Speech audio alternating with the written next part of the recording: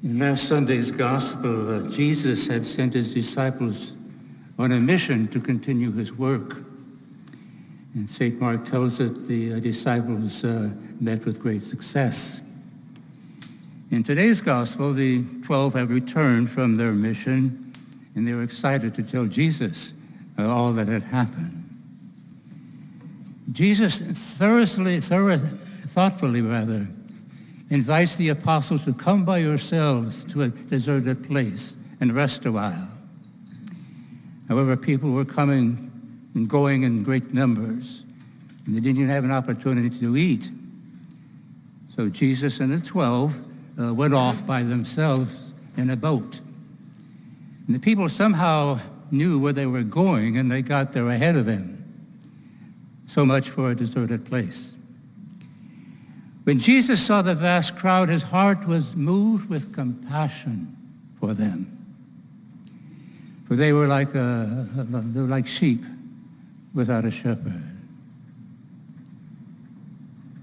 And the apostles saw how Jesus identified with the needs that appeared before him. Jesus was showing his followers that if they wanted to carry forth his mission, they had to feel the needs of the people. And only then would they know what they had to offer. In the Second Vatican Council document, Gaudium et Spes, that is, joy and hope, we read, the joys and hopes, the grief and anguish of the people of our time, especially of those who are poor or afflicted, are the joys and hopes, the grief and anguish of the followers of Christ as well. That's you and I. You and I. In his third papal encyclical, Fratelli Tutti, that is, all brothers, Pope Francis made this plea: "It is my desire that in this our time, by acknowledging the dignity of each human person, we can contribute to the rebirth of a universal aspiration to fraternity." The Holy Father is talking about creating an atmosphere of compassion that can nudge the world toward embracing our unity so that we can eventually realize that we really are one flock with one really good shepherd. I understand the necessity of secure and respected international borders. However, let us acknowledge the fact that there are people trying to flee the violence and poverty of their native countries, such as Guatemala, where is located our former sister parish, Santa Maria del Camino.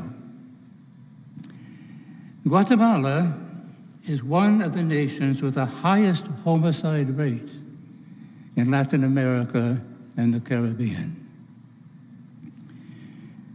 I remember during one of our visits to our former sister parish in Guatemala, meeting a young girl. She was about 9 or 10 years of age. And one day, while she had been walking home from church, she was caught in the crossfire of opposing gangs. And as a result, she was paralyzed from the waist down.